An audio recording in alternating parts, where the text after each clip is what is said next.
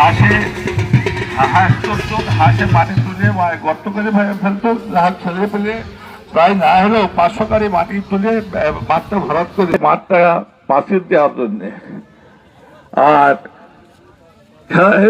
Player এসে খেলাধুলা করার জন্য স্কুলের মধ্যে ঢোকে, কেউ পাঁচিল টপকে ঢোকে, কেউ গেট দিয়ে ঢোকে।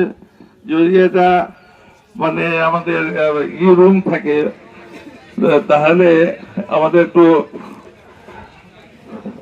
ভালো হয়।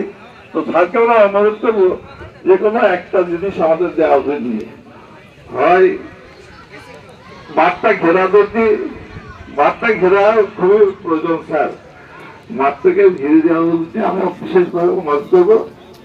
আর খেলা খেলা সম্বন্ধে বলছি, কিন্তু খেলা মনে করো না যে আমাদের গ্রামের খেলা আমরা ঠেঙে ঠুঙিয়ে দিতে দেবো। মাঠ কিন্তু সবার, মাঠ আর সবার, দুই ওয়ার্ডের মাঠ। আর তোমরা ভাইয়ের মতন করে খেলা করবা, এই বলে আমি বক্তব্য শেষ করেছি।